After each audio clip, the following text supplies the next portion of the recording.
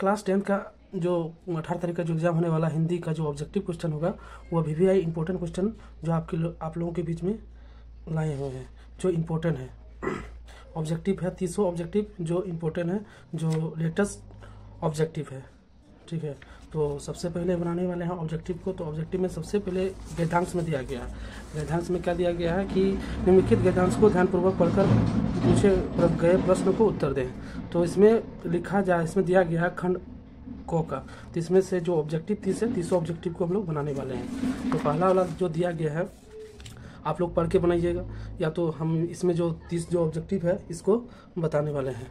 30 को ऑब्जेक्टिव में सबसे पहले क्या दिया गया है, गद्यांश के अनुसार ताजमहल कहाँ स्थित है। ताजमहल कहाँ स्थित है, जयपुर, आगरा, MP, कश्मीर। तो इसका आंसर क्या हो जाएगा, आगरा में हो जाएगा। तो ताजमहल कहाँ स्थित है, आगरा में, ठीक है। दूसरा क्वेश्चन, कश्मीर को किस नाम से जाना जाता है, संस्कृति का केंद्र, धरती का स्वर्ग, न प्राचीन धरोहर, न बर्फीली घाटी। तो इसका आंसर क्या हो जाएगा, तो कश्मीर को किस नाम से जाना जाता है, धरती का स्वर्ग। क्या बोलेंगे हम लोग, धरती का स्वर्ग। 2 नंबर, MP और महाबलीपुरम के स्मारकों का महत्व क्या है। तो A नंबर दिया है, वे प्राचीन धरोहर, न वे बर्फीली चोटियां हैं, न वे आयुर्वेदिक केंद्र है, न वे व्यापार के स्थान है। तो इसका 3 नंबर का आंसर क्या हो जाएगा, वे प्राचीन धरोहर है। पढ़ लीजिएगा। गद्यांश के अनुसार पर्यटन का भारत पर क्या प्रभाव पड़ता है। तो इसका प्रभाव क्या पड़ता है, केवल मनोरंजन करता है, न अर्थव्यवस्था को मजबूत करता है और देश की छवि को उभारता है, न भारत की समस्याओं को बढ़ाता है, न केवल पर्यटकों की संख्या बढ़ाता है। तो इसमें बोला पर्यटन की भारत का क्या प्रभाव पड़ता है। तो इसका आंसर क्या हो जाएगा, अर्थव्यवस्था का मजबूत करता है और देश की छवि को उभारता है। इसका आंसर 4 का क्या हो जाएगा, B नंबर, ठीक है। फिर लिखा है निम्नलिखित गद्यांश को ध्यानपूर्वक पढ़कर पूछे गए प्रश्न को उत्तर दीजिए। तो इसमें आपको गद्यांश में दिया जाएगा, आपको बनाना है। तो हम इसका आंसर का इस गद्यांश का आंसर हम बता देते हैं। तो लिखा गया है 5 नंबर में, 5 का क्या है, लिखा है गद्यांश में किस स्थान को अनमोल उपहार कहा गया है, पर्वत और नदियाँ, न शहर और बाजार, न घर और खेत, न नदी और सड़क। तो इसका क्या 5 का क्या हो जाएगा, A नंबर। तो फिर से बोला है किस स्थान को अनमोल उपहार कहा जाता है। अनमोल क्या हो जाता है, पर्वत और नदी, न शहर और बाजार, न घर और खेत, नदी और सड़क। तो इसका आंसर क्या हो जाएगा 5 का, पर्वत और नदी, ठीक है। झीलों का जल कैसे बताया गया है, झीलों का जल कैसे बताया गया, गंदा और अस्थिर, न निर्मल और चमकता, न तेज और भयावक, न ठहरा हुआ, धूल भरा हुआ। तो इसका आंसर 6 का क्या हो जाएगा, 6 का हो जाएगा आपका निर्मल और चमचमाता। पंछियों और फूलों के माध्यम से क्या संदेश दिया गया है। तो क्या दिया, पंछियों और फूलों के माध्यम से क्या संदेश दिया गया है, प्रकृति की सुंदरता का अनुभव करें, न पंछियों के पिंजरे में रखें, न फूलों की तोड़ें और संग्रह करें, न प्रकृति को अनदेखा करें। तो इसमें 7 का क्या बोला है, पंछियों और फूलों का माध्यम से क्या संदेश दिया गया है। तो इसका हो जाएगा A नंबर हो जाएगा, प्राकृतिक की सुंदरता का अनुभव करें, इसमें बताया गया। और 8 नंबर का चलो हम लोग देखते हैं। 8 नंबर बोला है धरती का, क्या बोला है, धरती का जादू किसे कहा गया है, झीलों और पंछियों को, न फूलों और जंगलों को, न प्रकृति के हर दृश्य को, न बाजार और सड़कों को। तो इसका 8 का क्या होगा, 8 का हम लोग C नंबर होगा। तो धरती का जादू किसे कहा गया है, तो प्रकृति के हर दृश्य को, जो प्राकृतिक में जो हम लोग देखते हैं, जैसे झील, झरना, हर दृश्य जो हम लोग देखने की जो प्रक्रिया रखते हैं, तो धरती का जादू किसे कहा गया है, तो प्रकृति के हर दृश्य को कहा गया है, ठीक है ना। नेक्स्ट नंबर बोला है, इसमें बोला है बाल कृष्ण शब्द का संधि विशेष क्या होगा, संधि विशेष क्या होगा बाल कृष्ण का। तो इसका क्या होगा, बाल जोड़ कृष्ण, न बालक जोड़ कृष्ण, न बाल जोड़ ल कृष्ण। तो इसका जो आंसर होगा 9 का, तो 9 का आंसर जो होगा आपका A नंबर होगा, बाल जोड़ कृष्ण। दूसरा नंबर देखिए, सूर्य क्या बोला है, सूर्य का एकार्थी शब्द कौन सा है, सूर्य का एकार्थी शब्द क्या होगा, सूर्य का एकार्थी शब्द क्या होगा, भास्कर होगा। सूर्य का एकार्थी शब्द क्या होगा, भास्कर होगा। नभ 11 नंबर का, नभ शब्द का कौन सा अर्थ सही है? नभ, आकाश, पानी, अग्नि, धरती। इसका आंसर क्या होगा? 11 का हम लोग का ए होगा, आकाश होगा। क्या होगा? आकाश। नभ शब्द का कौन सा अर्थ सही है? आकाश होगा। ठीक है। 12 नंबर का, पुस्तकालय शब्द में प्रयुक्त प्रत्येक प्रत्यंत कौन सा है? आलय होगा, न अय होगा, न यह, न अन होगा। तो 12 का हम लोग का आंसर क्या होगा? 12 का ए होगा। 12 का क्या होगा? आलय होगा, पुस्तकालय। ठीक है ना। दूसरा नंबर, असत्य शब्द में प्रयुक्त उपसर्ग कौन सा है? असत्य के शब्द में प्रयुक्त उपसर्ग कौन सा? अ, स, अस, असत्य, सत्य, सॉरी, असत्य शब्द में प्रयुक्त उपसर्ग कौन सा है? अ, स, अस, न सत्य होगा। तो इसमें आपका क्या होगा? 13 का हो जाएगा हम लोग का, 13 का ए होगा, असत्य, असत्य बोला है। ठीक है। दूसरा नंबर चलते हैं, 14 नंबर, राम स्कूल जा रहा है, वाक्य में जा रहा है क्या है? 14 का, राम स्कूल जा रहा है, इसका क्या होगा? 14 का, तो राम स्कूल जा रहा है, क्या बोला है? विशेषण। तो राम स्कूल जा रहा है, वाक्य में जा रहा है क्या है? विशेषण, न संज्ञा, न क्रिया, न सर्वनाम। तो क्या होगा? इसका क्रिया है, क्योंकि राम स्कूल जा रहा है, तो इसका क्या हो जाएगा? विशेषण नहीं होगा, संज्ञा नहीं होगा, सर्वनाम नहीं होगा, इसका क्या होगा? क्रिया होगा। ठीक है। दूसरा नंबर, राजमाता शब्द में किस प्रकार का समास है? आपका क्या होगा इसमें?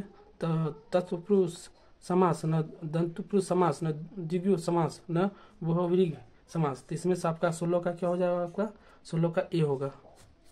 मिलाते चलना है। ठीक है। वीडियो यदि अच्छे लगे तो लाइक सब्सक्राइब करना। नाक में दम करना मुहावरे का क्या अर्थ है? नाक में दम करना मुहावरे का क्या अर्थ है? तो बहुत परेशान करना, न खुशी से जीना, न किसी से मदद मांगना, न नाक बंद करना। तो 17 नंबर का आंसर क्या होगा? 17 का ए होगा, बहुत परेशान करना। मैंने नाक में दम करना मुहावरे का क्या अर्थ होता है? तो बहुत, मैंने इसमें परेशान करना होगा, बहुत परेशान करना। ये आपका किसी से मदद मांगना नहीं होगा, खुशी से जीना, नाक बंद करना ये नहीं होगा, बहुत परेशान करना, क्योंकि नाक में दम करना। इसका आंसर ए होगा। क्या बोला? उपकार शब्द का विलोम शब्द कौन सा है? उपकार, उपकार का क्या होगा? अपकार, न मदद, सेवा, न सहायता। तो आपका इसका आंसर क्या होगा? 18 नंबर का, 18 का क्या होगा आपका? 18 का आपका आंसर हो जाएगा ए नंबर, अपकार होगा। खाना, खाना शब्द किस प्रकार की प्रक्रिया है? खाना शब्द किस प्रकार की क्रिया है? तो साधारण क्रिया, न भाववाचक क्रिया, न कर्मवाचक क्रिया, न अवस्था क्रिया। तो इसमें क्या होगा? आपका 19 नंबर का जो आंसर होगा सी होगा। क्या होगा? कर्मवाचक क्रिया। खाना शब्द किस प्रकार का क्रिया है? तो आपका होगा कर्मवाचक क्रिया। ठीक है। दूसरा नंबर, 20 नंबर, वह पढ़ाई कर रहा था फिर भी वह असफल हो गया, यह वाक्य किस प्रकार का है? तो साधारण वाक्य, न संयुक्त वाक्य, न प्रश्नवाचक वाक्य, न मिश्र वाक्य। तो इसमें बोला वह पढ़ाई कर रहा था फिर भी वह असफल हो गया, यह वाक्य किस प्रकार का है? तो इसका आंसर क्या होगा? साधारण वाक्य। तो इसका 20 नंबर का जो होगा आपका बी होगा, संयुक्त वाक्य होगा 20 का। दूसरा नंबर खंड ग में जो आपका दिया गया है, इसको पढ़ के ले, इसका हम आंसर बता देते हैं। आपका बोला है 21 नंबर का, गांव के युवक का नाम क्या था? निकोबार,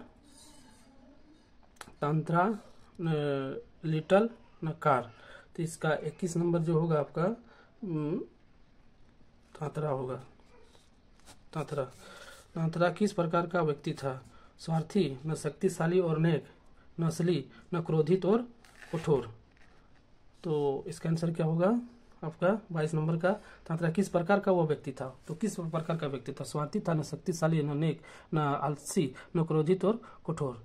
तो 22 नंबर का जो आंसर आपका होगा वह शक्तिशाली था। वह क्या था? शक्तिशाली।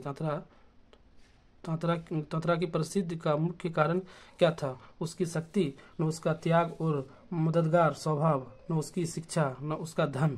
तो 23 नंबर का जो आपका आंसर होगा 23 नंबर का, तो क्या बोला था? तांत्रा की प्रसिद्ध का मुख्य कारण क्या था? तो उसका त्याग और मददगार स्वभाव, न उसकी शिक्षा, न उसका धन, न उसकी शक्ति। तो 23 नंबर का जो आंसर आपका होगा बी नंबर होगा, उसका त्याग और मददगार स्वभाव के कारण वो ज्यादातर प्रसिद्ध था। लोग किस 24 नंबर, लोग किस समय तंत्रा को स्मरण करते थे? स्मरण करते थे। लोग किस समय तंत्रा को स्मरण करते थे? उत्सव के समय, न मुसीबत के समय, न भोजन के समय, न सामान्य समय में। तो उसको मैंने तंत्रा को स्मरण करते थे, मैंने याद करना, इसके मतलब में हो जाता है। 24 नंबर का जो आंसर आपका होगा बी नंबर होगा। जब मुसीबत में रहता था, मुसीबत के समय में उसको लोग किस समय तंत्रा को स्मरण करते थे, जो याद करते थे, तो मुसीबत के समय में, ठीक है ना। अब फिर यहाँ पे लिखा प्रस्तुत गद्यांश किस पाठ से लिया गया है, तो आपका इसका आंसर क्या होगा? बोला है प्रस्तुत गद्यांश किस पाठ से लिया गया है, तो इसका क्या होगा आंसर? 25 नंबर का। तो लिखा है 25 का जो होगा आपका किस पाठ से लिया गया है, तो यह तंत्रा और बामीरों कथा का, तंत्रा बामीरों कथा का, ठीक है। चलो 26 नंबर का जो क्वेश्चन है, कभी क्या प्रार्थना नहीं करता था, तो इसका क्या होगा? अनुदिन त्राण करने की, न भार को लघु करने की, न शक्ति प्रदान करने की, न समतना देने की। तो इसका 26 का जो आंसर होगा आपका ये होगा, अनुदिन त्राण करने की।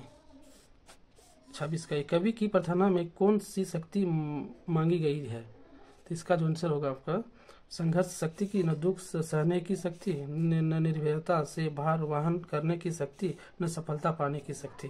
तो 27 का जो आंसर होगा आपका सी नंबर होगा, निर्भयता से भार वहन करने की शक्ति। 28 नंबर, कवि सुख के दिनों में क्या चाहता है? कवि सुख के दिनों में क्या चाहता है? संतोष पाना, न ईश्वर का मुख पहचानना, न निश्चित रहना, न कुछ न मांगना। तो 28 में कवि सुख के दिनों में क्या चाहता था, तो सुख के दिन में वो क्या चाहता था? संतोष पाना, न ईश्वर का मुख पहचानना, न कुछ ना मांगना, न निश्चित रहना। तो 28 नंबर का जो आंसर होगा वह भी होगा, ईश्वर का मुख पहचानना। चलो 29 नंबर में पूछा है, दुख के समय कवि किस भावना से बचने की बात करता था? क्रोध, मोह, हादसा, न संशय। तो इसका आंसर क्या होगा? दुख के समय कवि किस भावना से बचने की बात करता है, तो इसका 29 का जो आंसर होगा आपका सी नंबर होगा। 29 का क्या होगा? संशय का, मतलब दुख के समय कवि किस भावना से बचने की बात करता है? क्रोध, मोह, संशय, न हादसा। तो आपका 29 का क्या होगा? सी होगा। प्रस्तुत पंक्तियों में कवि है क्या? वीरेन्द्र डंगवाल, न मिथिलीशरण गुप्त, न सुमित्रा नंद पंत, न रविन्द्रनाथ ठाकुर। तो 30 का जो आंसर आपका होगा डी होगा, रविन्द्रनाथ ठाकुर, ठीक है। प्रस्तुत पंक्तियों के कवि कौन थे, तो इसका क्या था? कवि जो थे वह रविन्द्रनाथ ठाकुर थे। अगर वीडियो अच्छा लगे तो लाइक सब्सक्राइब जरूर करना। Thank you.